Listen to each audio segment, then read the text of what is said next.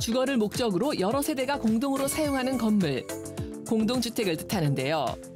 통계청의 조사 결과 공동주택 거주 가구는 전체 가구 중 약 64% 기록, 인구의 반 이상이 공동주택에 사는 것으로 나타났습니다. 공동주택의 경우 세대수가 많아질수록 관리할 사항이 늘어나면서 전문 관리 기업을 선정하는 경우가 많은데요. 청소, 조경, 경비, 유지 관리는 물론 하자 분쟁 발생 시 전문 변호사의 면담을 통한 소송까지 진행할 수 있다고요. 입주민의 쾌적한 생활을 유지하는 데 필요한 공동주택 관리 서비스, 지금부터 자세히 알아봅니다. 네, 우리나라에서 대표적인 주거 형태로 아파트를 가장 먼저 떠올리시는 분들 많을 것 같습니다. 오늘은 아파트와 같은 공동주택에 꼭 필요한 관리 서비스에 대해서 이야기 나눠보겠습니다. 최영임 대표님 모셨는데요. 안녕하세요. 안녕하십니까. 예, 어서 오십시오. 자, 여러 세대가 모여 사는 이 공동주택의 경우에 청소부터 관리, 층간소음과 같은 분쟁까지 다양한 문제가 발생하기 마련인데요. 문제를 해결하기 위해서 특별한 서비스가 있다고 들었습니다. 먼저 건물 형태에 따른 분류를 짚고 넘어가야 할 것 같은데요. 아파트를 비롯한 주거 형태를 공동주택이라 하고요. 주거 목적으로 하지 않은 그 외 건물을 집합건물이라고 합니다. 공동주택이나 집합건물 모두 많은 입주민과 입점주들이 지내다 보니 여러 문제가 발생하게 됩니다. 예를 들자면 화재, 전기, 가스 등의 안전관리 문제들이 있고요. 층간소음, 주차 문제, 흡연 등 다양한 법적, 행정 문제가 발생할 수 있습니다. 네. 이러한 문제를 해결하고 원활한 운영과 유지 보수를 위해 필요한 각종 업무를 전문적으로 수행하는 업체가 있습니다. 이를 공동주택관리업이나 주택건물관리업이라고 합니다. 규모가 커질수록 신경 써야 하는 부분들이 정말 많아지잖아요. 말씀하신 것처럼 주차나 미화, 경비 등 처리해야 할 문제가 한두 가지가 아닌데 이런 것들을 통합적으로 관리할 수 있다, 이 말씀이실까요? 네, 맞습니다. 공동주택이나 상가 건물은 경제활동이 이뤄지고 생활을 영위하는 공간으로 기본권과 재산권이 보장되어야 합니다. 앞서 이야기한 공동주택관리법을 준수해 효율적인 관리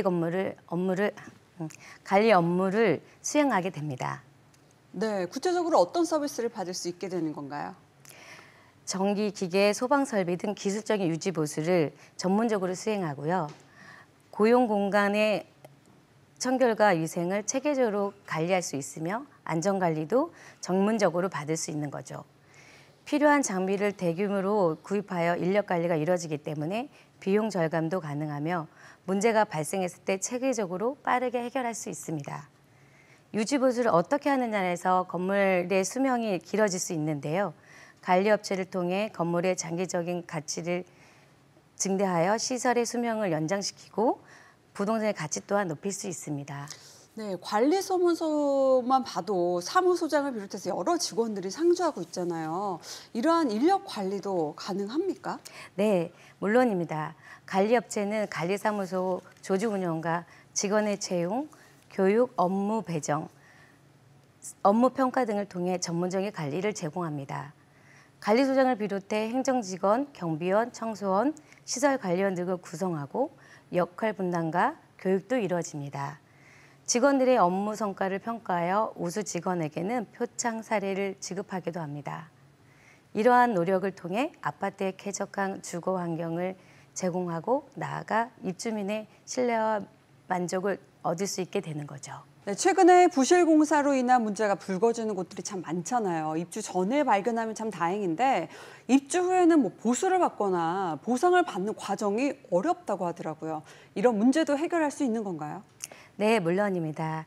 관리업체의 가장 큰 장점이 여기 있는데요.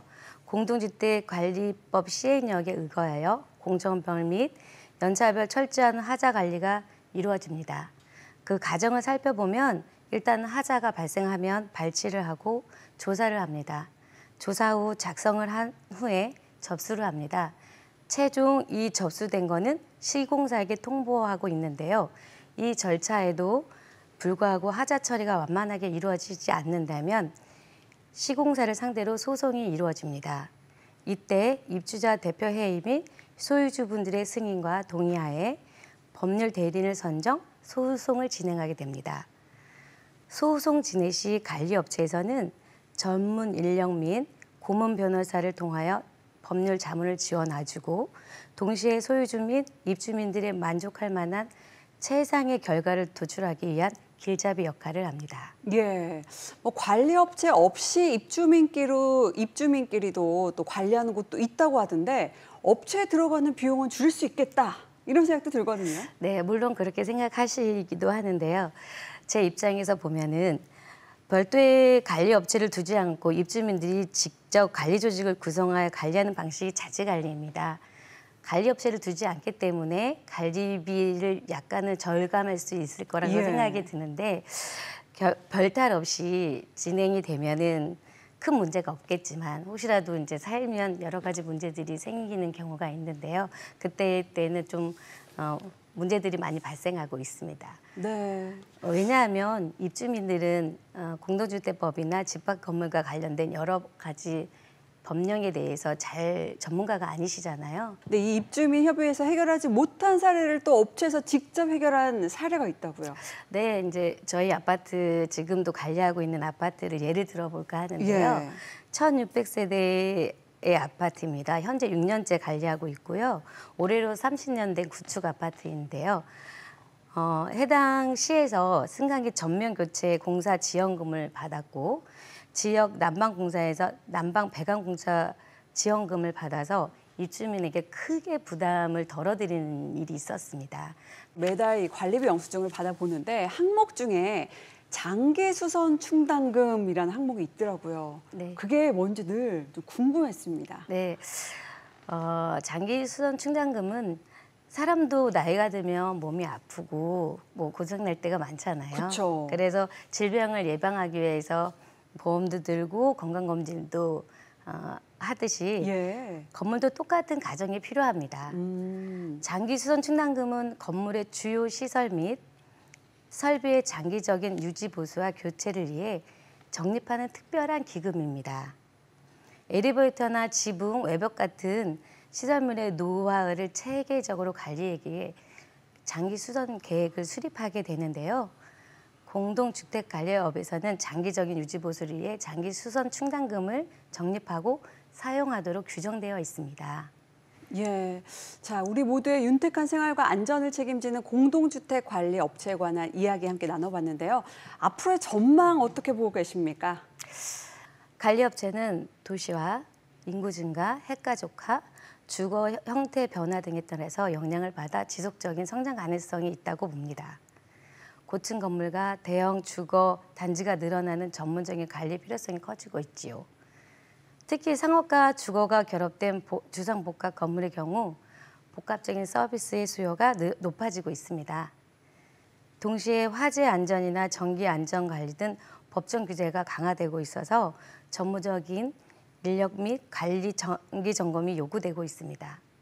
지금까지 효율적인 건물 관리를 돕는 공동주택 관리 시스템에 대한 이야기 들어봤습니다. 고맙습니다.